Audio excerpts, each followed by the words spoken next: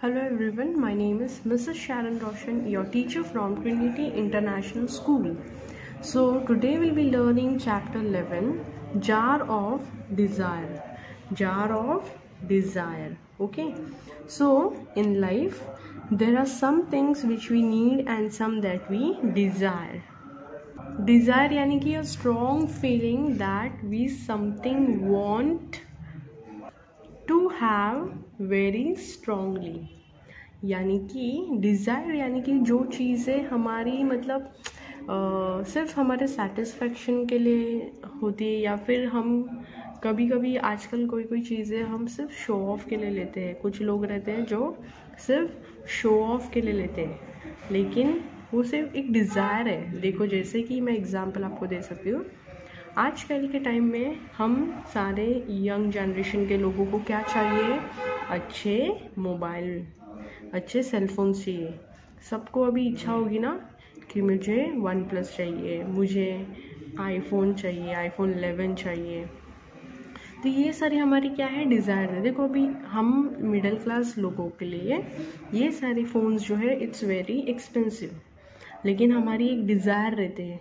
हमारा ये एक ऐसा रहता है कि हमें बहुत इच्छा रहती है वो हमारे पास होता, काश हमारे पास भी होता, लेकिन वो आपकी ज़रूरत नहीं होती है. So you should always live according to your need, not according to your desire.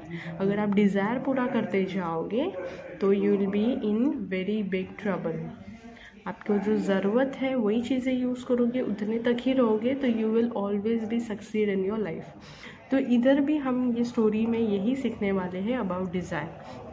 So eating a healthy meal is your need, but eating a 5-course meal at a fine restaurant में be your desire. देखो, यहाँ पे भी एक दूसरा example है. मैंने आपको फ़ोन एंड इसका एग्जाम्पल दिया, लेकिन यहाँ पे क्या एग्जाम्पल है कि ईटिंग हेल्दी खाना आपका एक नीड है, ज़रूरत है.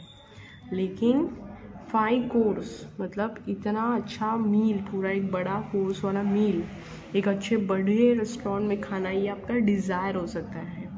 लाइक हम घर में जो खाना खाते हैं हेल्दी खाना, वो हमारी ज़रूरत है, हमारी शरीर की ज़रूरत है.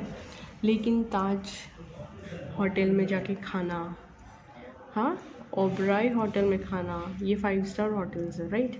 तो वहाँ पे जाके खाने का अपना तो सिर्फ एक डिज़ायर रहेगा, बल्कि हमको वहाँ का खाना पसंद तक नहीं आएगा, फिर भी एक अपना डिज़ायर रहेगा, नहीं एक बड़े आलीशान पॉश जगह पे जाके खाना खाना है. वो अपना डिज़ायर होता है, वो हमारी ज़रूरत नहीं होती है बच्चों. तो वैसे ही हेल्दी खाना हमारा एक नीड है, ज़रूरत है. So recognising our needs and limiting our desire is the key to maintain a fine balance in life. देखो, जो मैंने आपको स्टार्टिंग में ही, शुरुआत में ही एग्जाम्पल के द्वारा आपको एक्सप्लेन किया, that is what it is written in this as well. जैसे कि हमारी जो ज़रूरत है हमें रिकग्नाइज़ करना है, हमें जानना है, पहचानना है कि हमारे नीड्स क्या है, उसके लिमिटिंग क्या है. Needs and limiting are desires, ये हमारा चाबी है. किस चीज़ के लिए? मेंटेन करने के लिए अपना फाइन बैलेंस, हमारा जो बैलेंस है उसे मेंटेन करने के लिए अपने लाइफ में.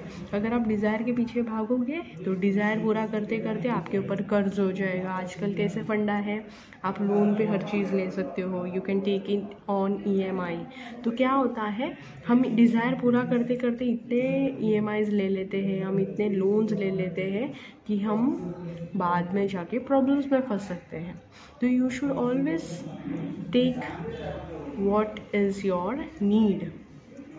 हमेशा अपने नीड के हिसाब से काम करना चाहिए, हमारे नीड के हिसाब से ज़रूरतें की चीज़ें, सामान खरीदना चाहिए बस. तो हमारा जो लाइफ है वो मेंटेन रहेगा. So giving in to temptation यानी कि लालच, या फिर a desire to do something. Temptation यानी कि हमें लालच जो आता है, हमें हर चीज़ का लालच आ सकता है. जैसे खाने का आ सकता है, वस्तुओं का आ सकता है, कपड़ों का आ सकता है. हर एक लोगों को अलग अलग चीज़ों का लालच होता है. मतलब वो चीज़ वो लोग देखेंगे तो कंट्रोल ही नहीं कर पाते, उनको लेना ही है. किसी को चप्पल्स के होते हैं, फुटवेयर्स के होते हैं. तो ऐसे हर एक बहुत सारे टेम्पटेशंस होते हैं. To fulfil our desires often leads us to our downfall. तो let's go through the story. हम इस स्टोरी में क्या सीखेंगे हम जानेंगे। Okay. A barber who was passing under a haunted tree heard a voice say, will you accept the 3 jars full of gold. एक barber था, नावी था, ठीक है। वो वहाँ कहाँ से पास हो रहा था, एक हॉन्टेड ट्री, एक डरावना ट्री वहाँ से पास हो रहा था, वो ट्री के पास में से। तो वहाँ से उसे क्या आता है, आवाज़ आता है। What he heard from there a voice, वहाँ से एक आवाज़ आती है और वो बोलते हैं will you accept the 3 jars full of gold. वहाँ से आवाज़ आती है कि तुम 3 जार भरकर गोल्ड को एक्सेप्ट करोगे क्या। The barber looked around but could see no one. Barber ने क्या किया, यहाँ वहाँ देखा लेकिन उन्होंने किसी को नहीं देखा, वहाँ पे कोई नहीं था। The offer of 3 jars of gold, however, raised his temptation and he cried aloud. जो ऑफ़र किया था, देखो आपको भी किसी ने अगर ऑफ़र किया कि 3 जार पूरा एक 3 बर्नी भर के आपको गोल्ड दिया जाएगा, तो तुम लोगे या नहीं लोगे, एक्सेप्ट करोगे या नहीं। किसी के भी मन में टेम्पटेशन आएगा, लालच आएगी कि हाँ मुझे चाहिए, मुझे लेना है। तो वही टेम्पटेशन बार्बर के मन में भी आया और उसी के वजह से ही started crying very loudly. Yes I shall accept the 3 jars। क्या बोलता है, रो रो के जोर से बोलता है कि हाँ मैं 3 बर्नी पूरा भर कर 4 गोल्ड लेना चाहता हूँ। At once came the reply, go home, I have carried the jars to your house. फिर उसका वहाँ से फिर एक बार रिप्लाई आता है कि क्या, कि तुम घर जाओ, मैंने घर तो कैरी करके तुम्हारे घर पे 3 जार गोल्ड भर के रखे हैं। The barber ran home in haste. Haste यानी कि हरी, स्पीड ऑफ एक्शन, ठीक है। To verify the truth of this strange announcement. वो तुरंत ही भागने लगा, अपने घर पे भाग के जाने लगा, यही वेरीफाई करने के लिए, कंफर्मेशन करने के लिए कि जो आवाज़ आया और जो बोला गया है, इज़ इट ट्रू और not. He was running to confirm the strange announcement was truth or not. So when he entered the house, he saw the 3 jars before him. जब वो घर पे गया तो उसने देखा कि 3 जार भरे हुए उसके घर में रखे हुए थे। He opened them and found them all full of gold. जब वो जाके वो 3 जार जो 3 बर्नियाँ थी उसने जाके ओपन की तो वाकई में उसमें पूरा गोल्ड से भरा हुआ था। Except the third one which was only half full. लेकिन थर्ड वाला जो जार था वो हाफ ही भरा हुआ था, पूरा नहीं भरा हुआ था। आप पिक्चर में यहाँ पे देख सकते हो, यहाँ पे 1 2 3 3 जार है, 2 फुल है और एक जो है हाफ है। So what happens here, will see next. A strong desire, मतलब एक स्ट्रॉन्ग डिज़ायर, स्ट्रॉन्ग इच्छा now arose in the barber's mind to fill the third jar also with gold. उसकी एक डिज़ायर हो गई कि तीसरा वाला जो जार है वो भी उसे पूरा गोल्ड से भरना है। He wanted to fill the third jar also with gold, for without it his happiness was incomplete. Because the third jar was not complete full of gold, he was not happy for that. So without filling that jar with gold, his happiness was incomplete. So he therefore got all of his wife's ornaments, converted into gold coins and put them into jar. But the mysterious vessel was as before unfilled. Mysterious यानी कि difficult to understand, explain और identify. मतलब उसने क्या किया कि third वाला jar जो इनकम्प्लीट था, हाफ था, which was half.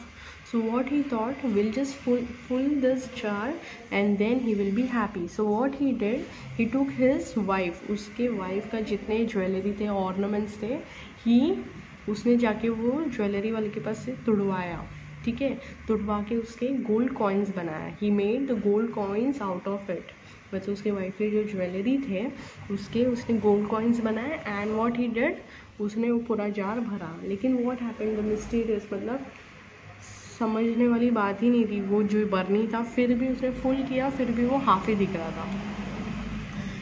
He therefore so this angered the barber, तो वो बार्बर जो था उसे और गुस्सा आया कि उसने अपने वाइफ के सारे ornaments jewellery he converted into the gold coins and he put into the third jar, still it was half.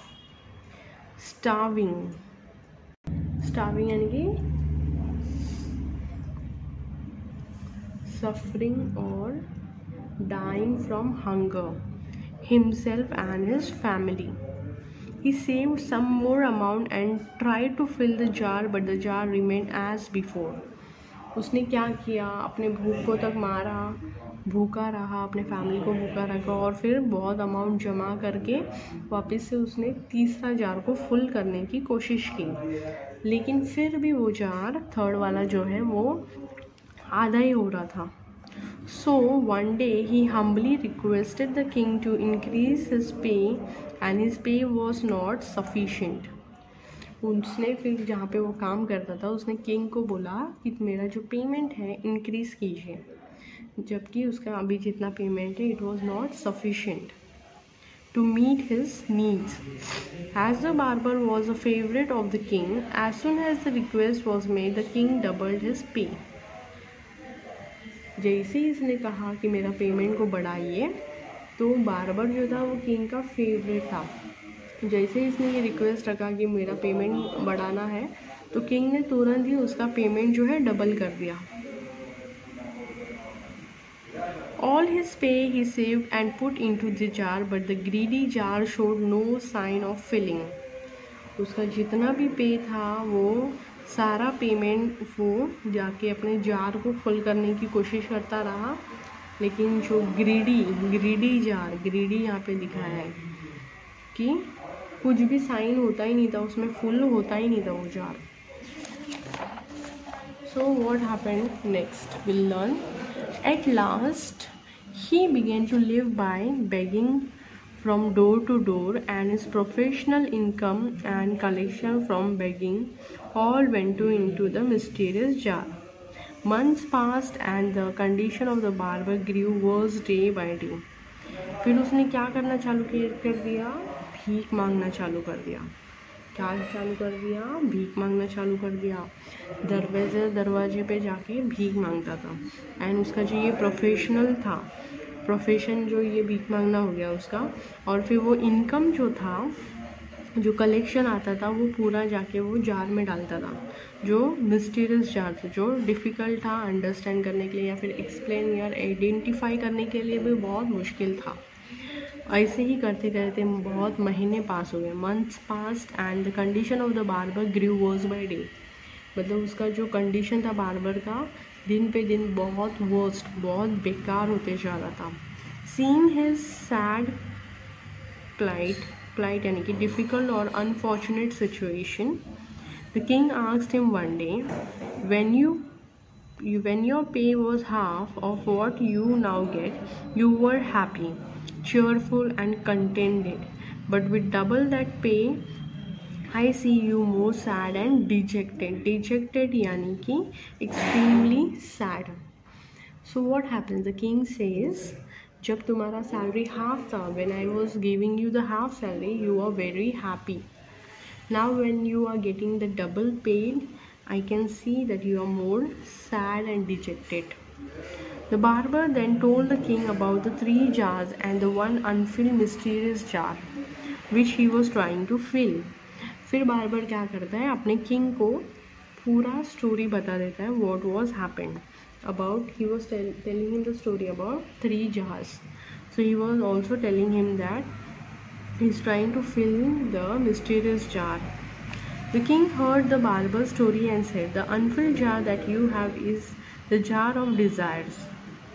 King ने क्या बोला कि जो अनफिल्ड, जो आधा जार है, वो है तुम्हारा कौन सा जार, डिज़ायर का जार है, विच ह्यूमन्स कैन नेवर फिल, जो इंसान कभी उसे फिल नहीं कर सकते। When your one desire is fulfilled, you look for the next and then another one. लोगों का डिज़ायर कैसा होता है, हम लोगों का डिज़ायर कैसा है, जैसे एक फुलफिल हो जाता है तो हम दूसरे डिज़ायर के बन, जैसे अगर समझो आज हमने सोचा हमारे पास OnePlus होना चाहिए, हमारे पास iPhone होना चाहिए, तो तुरंत ही हम वैसे क्या सोचना लगता है, हमारा अभी iPhone है ना, अभी iPhone का एप्पल का वॉच भी चाहिए हमको। फिर थोड़े दिन में हम बोलते हैं कि नहीं अभी बाइक है ना, तो बाइक नहीं चाहिए, अभी कार चाहिए। फिर कार हो जाता है तो फिर क्या बोलते हैं, नहीं अभी हमारा फ्लैट है ना, अभी बंगलो चाहिए। तो इंसान का जो डिज़ायर है, the people who having a desire is never been fulfilled, मतलब वो ख़त्म ही नहीं होता है जब तक हम इंसान सारी चीज़ें मिलने के बावजूद खुश भी नहीं रहता है। देखो बहुत सारे अमीर लोग हैं लेकिन वो लोग खुश ही नहीं है। They have everything in their house, they have everything what they have, still they are not happy. So what exactly same thing King also explains the barber that the jar of desire, जो तो इस तीसरा जो jar है वो तुम्हारा desire वाला jar है, which humans cannot fulfill because हमारा जो डिज़ायर है वो एक के बाद दूसरा ना दूसरा चालू ही रहता है। So human desires are insatiable, यानी कि that which can not be satisfied. देखो मैंने जैसे एक्सप्लेन किया, it is exactly said and written that हमारा जो इंसान का जो डिज़ायर होता है वो सेटिस्फाइड वाला डिज़ायर नहीं होता है, वो कभी सेटिस्फाई ही नहीं होता। Just like the Anfield jar, same जैसा अनफिल्ड जार है वैसे ही। So, one who does not understand the difference between his needs and his desire loses all just like you. बोलता है किंग, बोलते हैं उसे कि जो लोग अपने डिज़ायर का और नीड का, ज़रूरत का डिफरेंस नहीं समझ पाते हैं, उनको सिर्फ क्या मिलता है, सारे चीज़ में लॉस मिलता है। They only suffer a loss is all, जितना है वो भी खो देते हैं और उन्हें लॉस मिलता है। So one who does not understand the difference between his needs and his desires losses all just like you. बोलते तुम्हारे जैसे ही जिनको कुछ डिफरेंस समझ में नहीं आता अपनी ज़रूरत और अपने डिज़ायर के बीच में, वो सारे लोग लॉस में जाते हैं तुम्हारे जैसे। The barber understood his mistake, फिर क्या होता है, बार्बर को अपनी गलती समझ में आता है। He realised his mistake, he learn that he should identify his needs and focus on fulfilling them. उसे रियलाइज़ होता है, उनको जो बार्बर है उसे समझ में आता है कि उसे उसकी नीड की तरफ, जो उसकी ज़रूरत है उसके ऊपर फोकस करना है, ना कि उसके डिज़ायर के ऊपर। उसको आपके खुद के ज़रूरत को फोकस करके उसे पूरा करने की कोशिश करना है, अपने डिज़ायर के तो नहीं। ह्यूमन डिज़ायर्स आर अनएंडिंग, हम इंसान की जो डिज़ायर है वो है अनएंडिंग, मतलब कभी ख़त्म न होने वाली। अनएंडिंग यानी कि कभी ख़त्म नहीं होने वाली, एक के बाद हमारी इच्छा होती रहती है, ये चाहिए वो चाहिए ये चाहिए, ऐसा होना चाहिए वैसा होना चाहिए, मरने तक ख़त्म ही नहीं होती। It is always unending. So one should keep a control over them, हम सभी को कंट्रोल रखना बहुत ज़रूरी है डिज़ायर और नीड के बीच में। Else one shall lose all that one has, अगर हमने अपने पे कंट्रोल नहीं रखा, हमारे ज़रूरत तक ही नहीं रखे और फिर डिज़ायर के पीछे भागे, तो हमारे पास जो है वो भी चला जाएगा। बिकॉज डिज़ायर को पूरा करते करते फिर ये भी बेचना पड़ा, वो भी बेचना पड़ा, ये भी देना पड़ा, ऐसे करते करते जो है वो भी चला जाएगा। I hope all of you understood the story what it is and all of you loved it and liked it, right?